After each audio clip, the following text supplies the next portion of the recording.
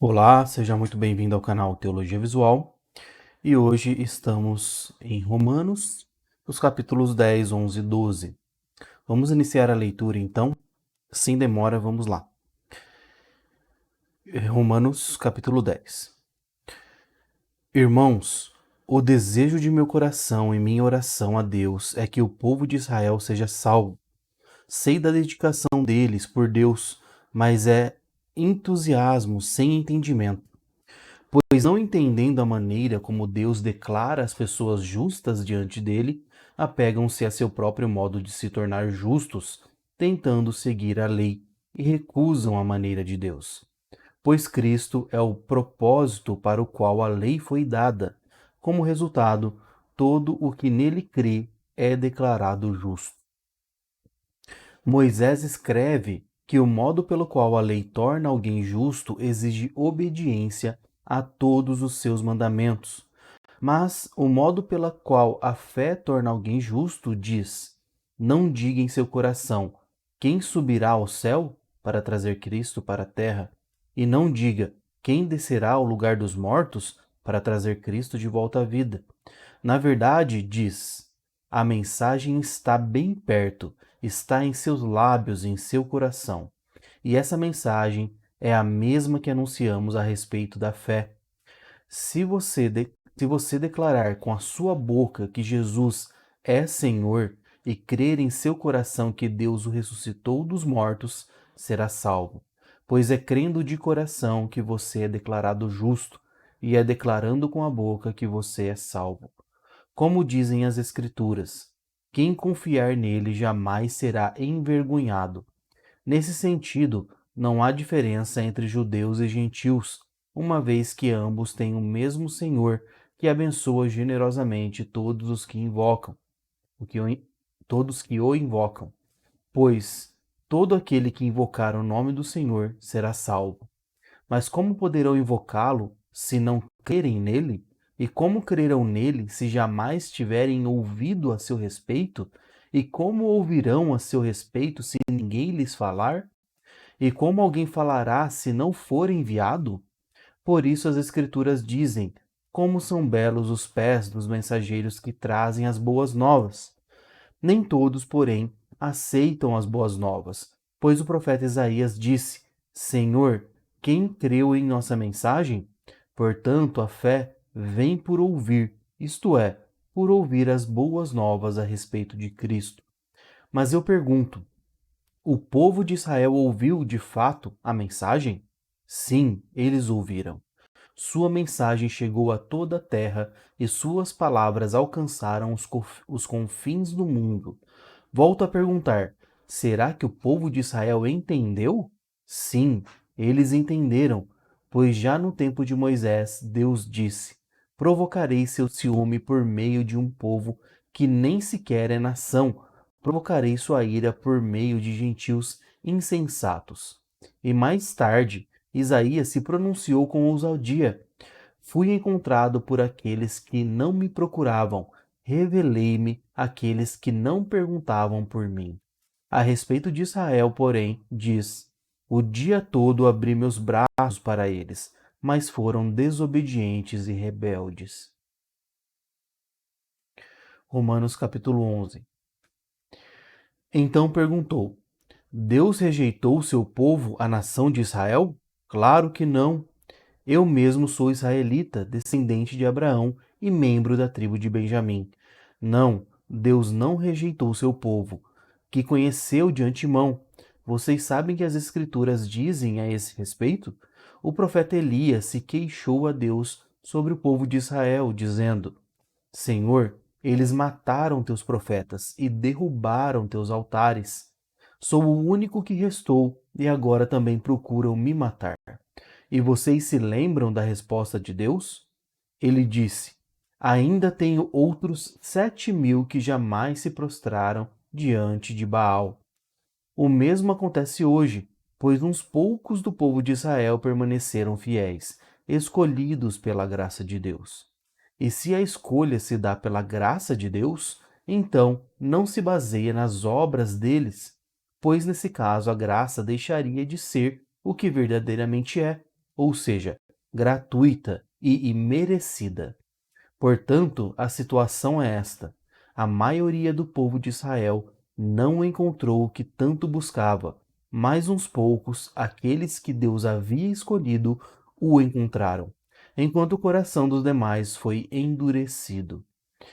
Como dizem as Escrituras, Deus os fez cair em sono profundo, até hoje fechou-lhes os olhos para que não vejam e tapou-lhes os ouvidos para que não ouçam. Da mesma forma, Davi disse que sua mesa farta se transforme em laço, em armadilha, que os faça pensar que tudo vai bem, que seus privilégios os façam tropeçar e que recebam o que merecem, que seus olhos se escureçam para que não vejam e que suas costas fiquem encurvadas para sempre. Acaso o povo de Deus tropeçou e caiu sem possibilidade de se levantar? Claro que não. Foram desobedientes e, por isso, Deus tornou a salvação acessível aos gentios, para que seu próprio povo sentisse ciúme.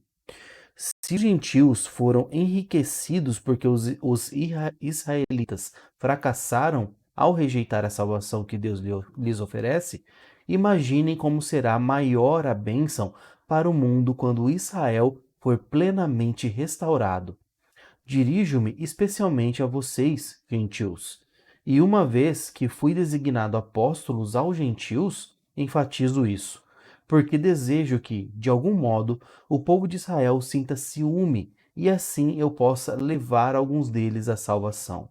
Pois, se a rejeição deles possibilitou que o resto do mundo se reconciliasse com Deus, a aceitação será ainda mais maravilhosa, será vida para os que estavam mortos. Se a parte da massa entregue como oferta é santa, então toda ela é santa. E se as raízes da árvore são santas, os ramos também o serão. Mas alguns desses ramos, alguns do povo de Israel, foram cortados. E vocês, gentios, que eram ramos de uma oliveira brava, foram enxertados na árvore. Agora, portanto, participam do alimento nutritivo que vem da raiz da oliveira especial de Deus. No entanto, não devem se orgulhar de terem sido enxertados no lugar dos ramos que foram cortados, pois é a raiz que sustenta o ramo e não o contrário. Talvez digam: esses ramos foram cortados para abrir espaço para nós. É verdade, mas lembrem-se de que esses ramos foram cortados porque não creram e que vocês estão ali porque creem. Portanto, não se orgulhem, mas temam o que poderia acontecer.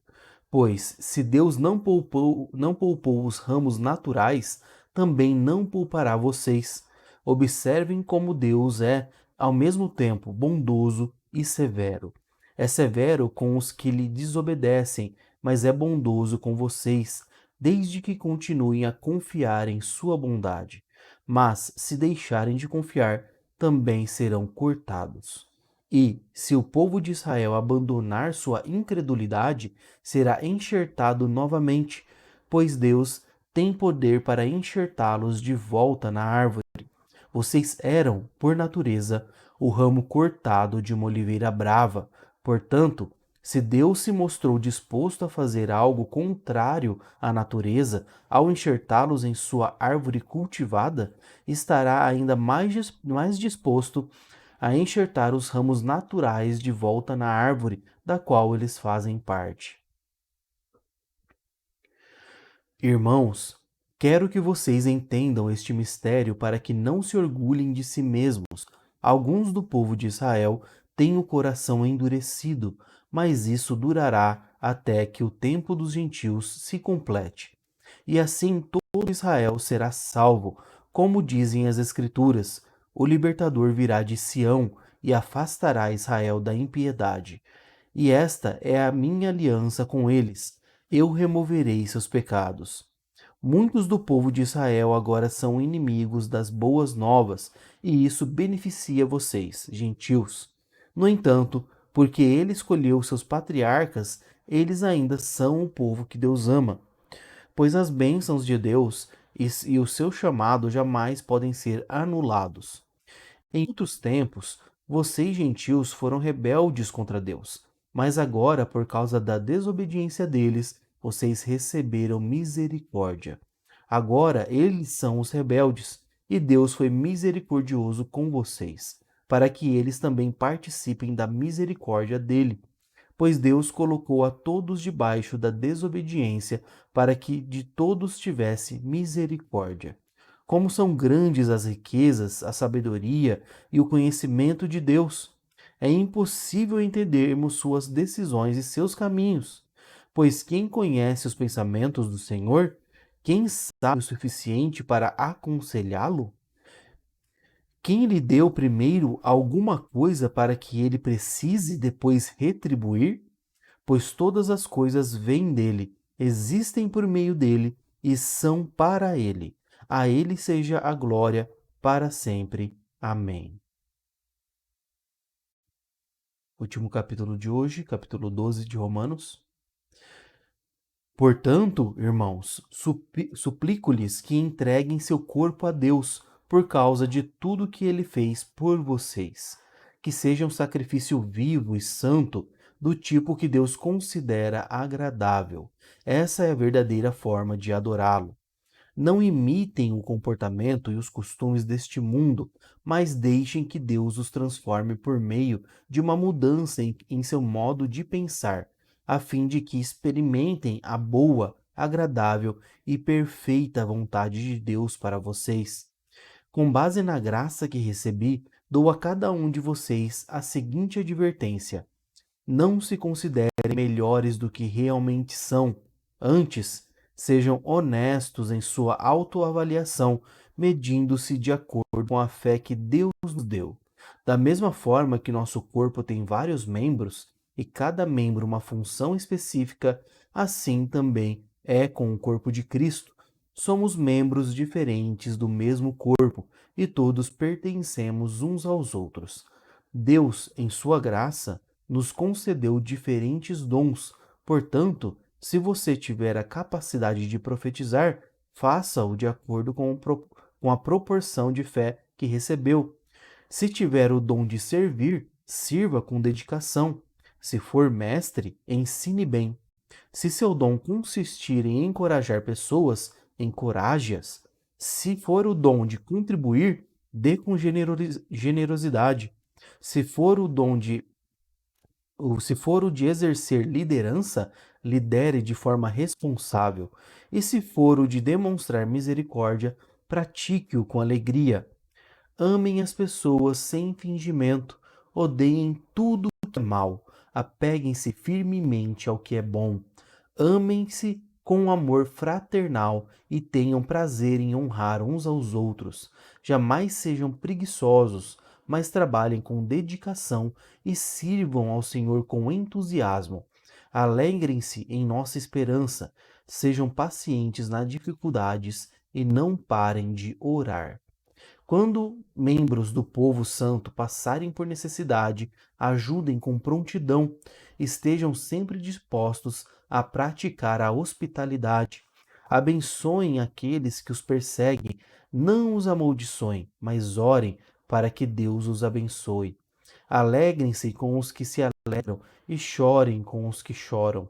Vivam em harmonia uns com os outros, não sejam orgulhosos, mas tenham amizade com gente de condição humilde e não pensem que sabem tudo. Nunca paguem o mal com o mal, mas pense sempre em fazer o que é melhor aos olhos de todos. No que depender de vocês, vivam em paz com todos. Amados, nunca se vinguem.